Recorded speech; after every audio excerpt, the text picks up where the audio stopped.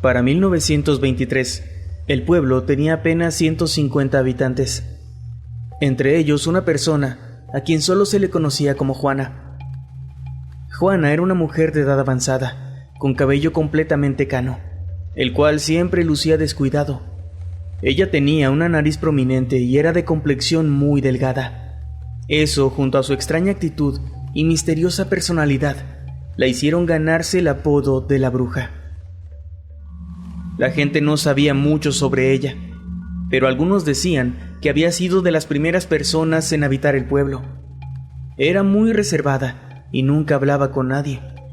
Su pequeña casa era la más lejana, estaba a las afueras del pueblo, justo al lado del río de las Minas, en las faldas de las montañas de sal, desde donde era perfectamente visible para todo el pueblo. Sobre ella se contaban muchas cosas: que tenía un pacto con el diablo, que tenía más de 100 años, que la habían dejado plantada en el altar. Pero en realidad, todo eso eran solo rumores típicos de los pueblos.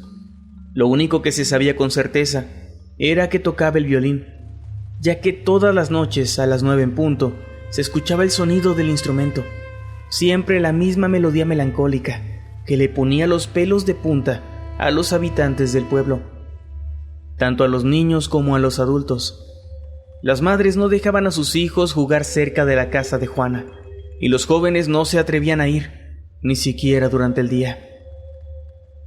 En el momento en el que se escuchaba la melodía del violín, la gente entraba a sus casas para dormir. Era como una especie de costumbre en el pueblo, como si el instrumento les avisara que el día ya había terminado. Incluso algunas personas utilizaban esto para hacer a los niños volver a casa temprano. Les decían que tenían que estar dormidos antes de que sonara el violín de la bruja, porque si no, ella iba a llegar para comérselos. Los niños, asustados, siempre se iban a la cama 1 hora antes de que sonara el violín. Una noche, a 10 minutos para las 9, en el pueblo se empezaron a escuchar una serie de gritos desgarradores. La gente, desconcertada, salió de sus casas para ver qué sucedía, y se sorprendieron al ver que la casa de Juana estaba envuelta en llamas. Los gritos eran de ella, y no cabía duda, estaba atrapada en el incendio. Las personas estaban aterradas. Sin embargo, nadie la ayudó. Solo se limitaron a contemplar desde lejos cómo su pequeña casa era consumida por el fuego. Nadie acudió a los gritos de la anciana, por más desgarradores que fueron. Estos se mezclaron con el crujir de la madera quemándose.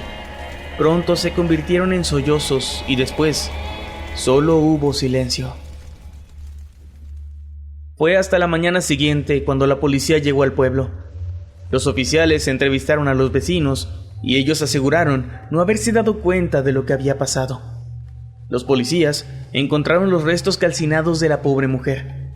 Se había consumido casi por completo y apenas quedaban unos cuantos huesos.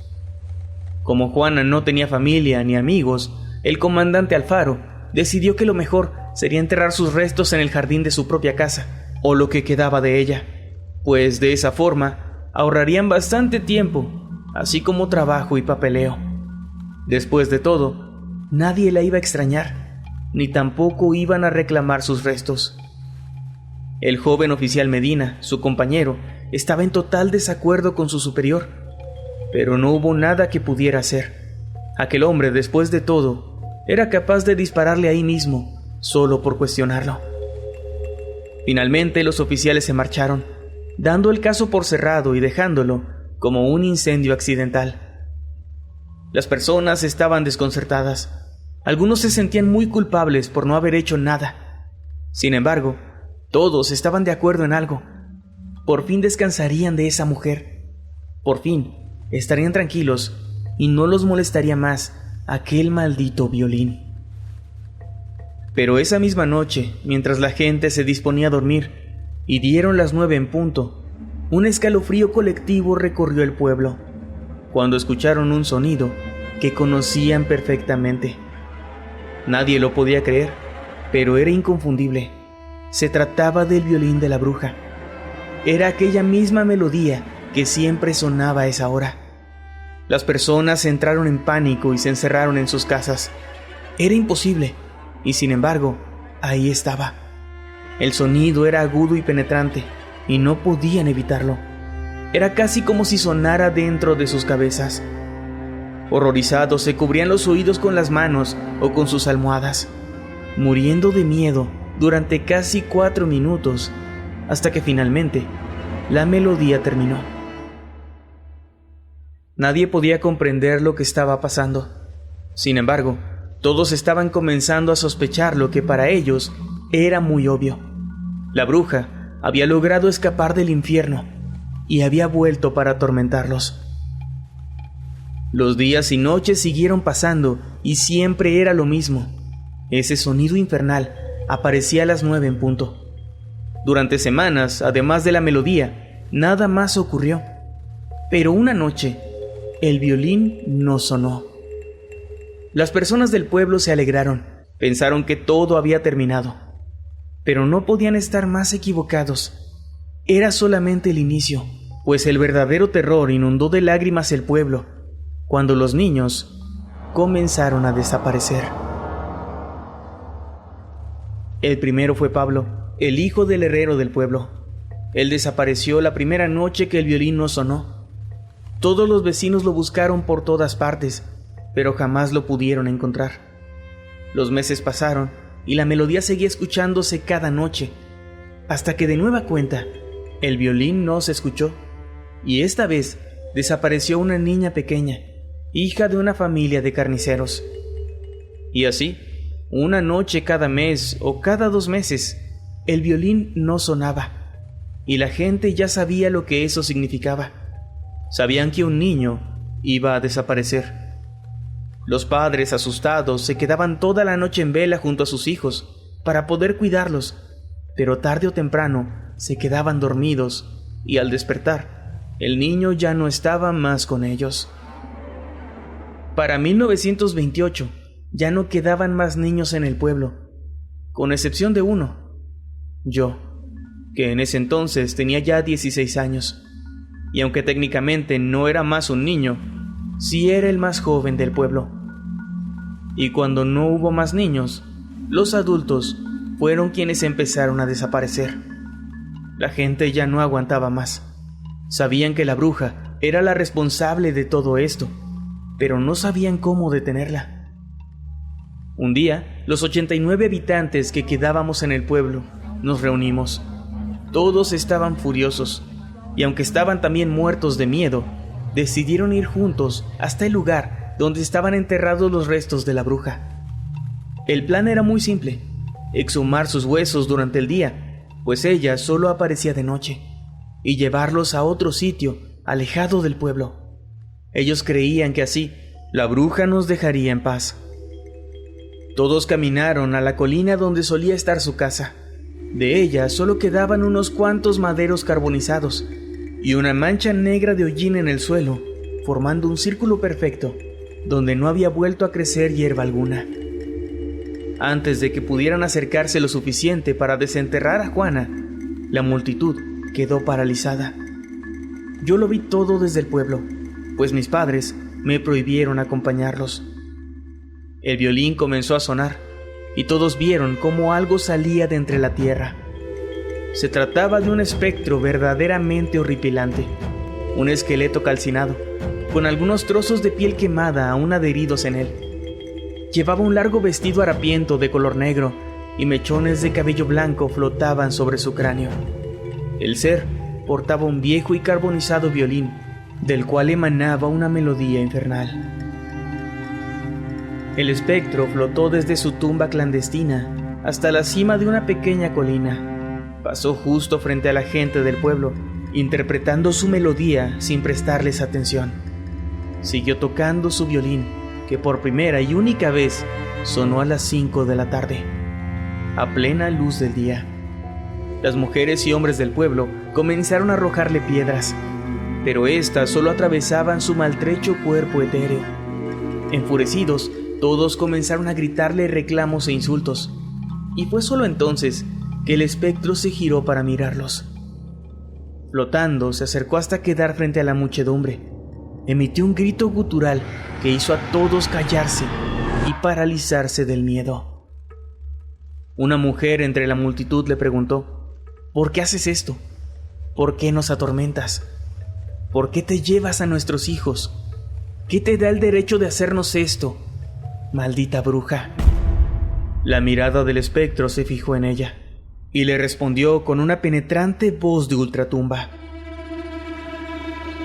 Yo no soy una bruja y nunca lo he sido. Todo esto es culpa de ustedes. Ustedes me hicieron esto. Vieron cómo se quemaba mi casa. Escucharon mis gritos y nadie vino a ayudarme.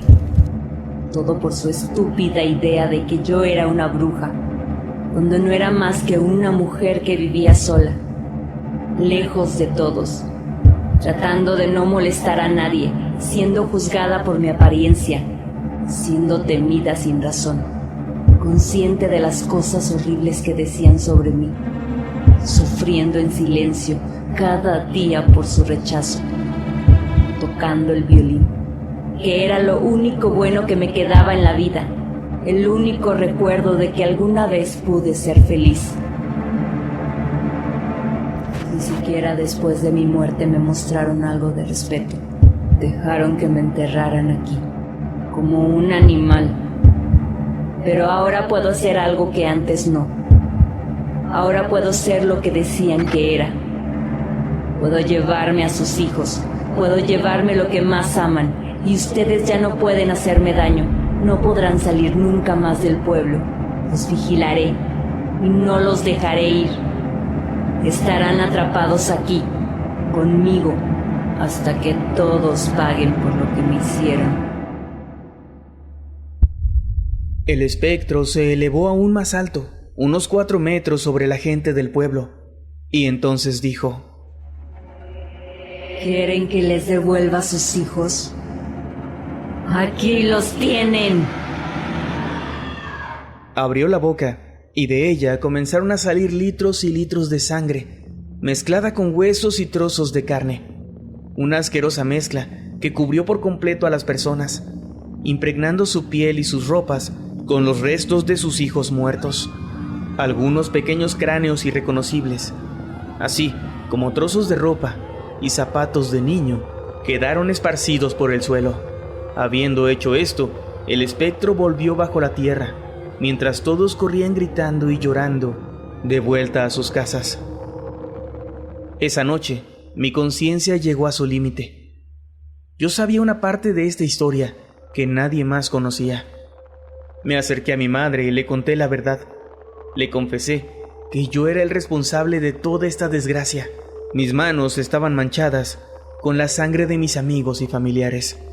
La noche que se quemó la casa de esa mujer, le dije, mi amigo Pablo y yo habíamos decidido ir a la casa de la bruja. Su madre y tú muchas veces nos habían dicho que ella se comía a los niños, que era una mujer muy mala, y nosotros no podíamos entender por qué nadie había hecho algo al respecto. Así que decidimos liberar al pueblo de su presencia. Pablo se asomó por la ventana y se aseguró de que ella estuviera dentro de la casa. Sellamos sus ventanas y su puerta con algunas cadenas y candados que Pablo tomó del taller de su padre. Y cuando me dio la señal, yo inicié el incendio con un encendedor que le robé a papá. Después, corrimos hacia el pueblo y la dejamos morir ahí. Mi madre se quedó en silencio. Estaba atónita. Le dije que iba a contárselo a la gente del pueblo, que debían saber la verdad, pero ella me dijo que no.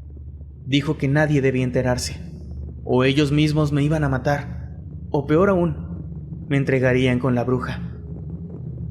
Entonces, ¿qué debo hacer?, le pregunté angustiado. Nada, me respondió luego de un enorme suspiro. No le digas nada a nadie. Y así, las desapariciones continuaron, pero algo había cambiado. Cuando el violín no sonaba y alguien desaparecía, a la mañana siguiente, su cuerpo aparecía en la plaza central del pueblo. Los cuerpos estaban siempre abiertos por las costillas, como si de un carnero se tratara. Su cabeza estaba destrozada y sus brazos y piernas mutiladas, algo verdaderamente espantoso. Las personas ya no podían dormir y el pueblo entero se había convertido en un manicomio. Todos estaban perdiendo la cabeza. Y pronto quedó tan poca gente que los negocios y trabajos dejaron de tener sentido. La frecuencia de las muertes iba incrementando exponencialmente. Tanto las personas que desaparecían como las que desesperadamente trataban de escapar del pueblo, de manera inevitable, eran encontradas sin vida en el mismo sitio. Nadie podía venir a ayudarnos, pues aquel que se acercaba al pueblo terminaba siendo víctima del mismo destino. Quedamos incomunicados, pues nadie podía salir o entrar, y en los alrededores se fue corriendo la voz. Todos sabían que este lugar estaba maldito. Apenas si podíamos sobrevivir con lo poco que se cultivaba y con el agua que llevaba el río. El pueblo se había convertido en un auténtico infierno. El violín seguía sonando siempre a las 9. Escucharlo era aterrador, pero de cierta manera reconfortante, pues sabíamos que nadie moriría, al menos por esa noche. En cambio, cuando no sonaba, solo podíamos rezar, esperando no ser los siguientes. Así perdí a todos mis hermanos, a mis vecinos, a mi padre y finalmente a mi madre en 1976. Yo no podía comprender por qué aún no venía por mí. Quizás ella sabía que yo era el responsable de todo y solo estaba prolongando mi tormento. El pueblo se quedó sin habitantes, hasta que únicamente quedé yo. He vivido solo por demasiado tiempo, mucho más de lo que quisiera. Vivo en una casa que casi se derrumba.